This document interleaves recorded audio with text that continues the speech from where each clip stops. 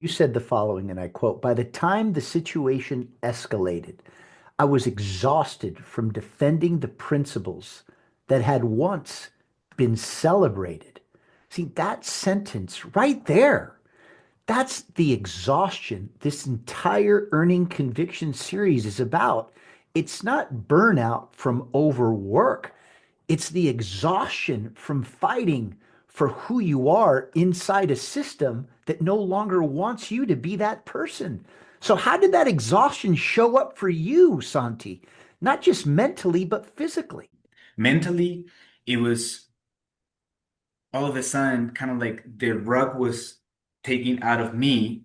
And so I felt very vigilant.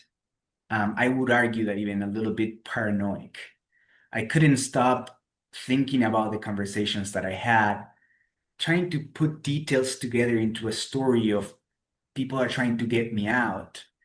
And that kind of overthinking in the mind becomes consuming. Mm. And if you match that with my physical aspect, I stopped sleeping, I became agitated, and I found myself sometimes with an inability to calm down, like stop. I remember Mm. over the weekend where all of this suddenly changed.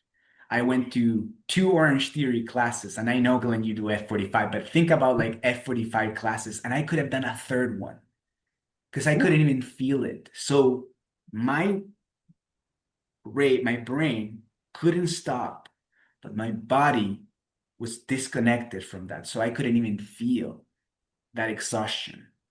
And like you said, it was an exhaustion from defending the principles that in the same organization had been once celebrated. My wife told me, Santi, you haven't taken a sick day in 4 years. Ooh.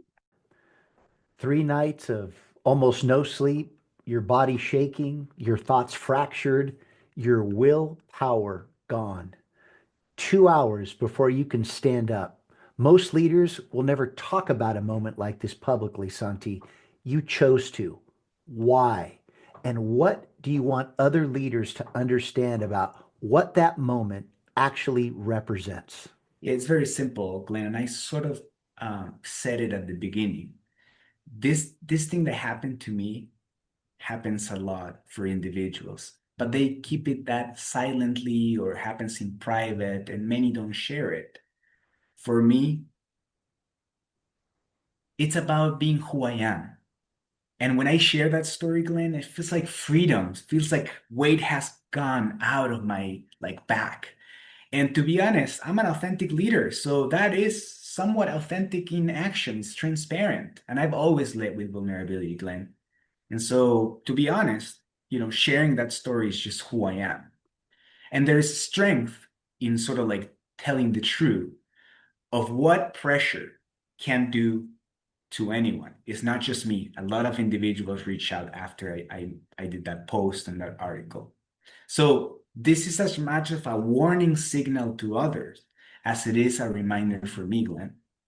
You Hmm. know, my body told me the truth before I was ready to accept it.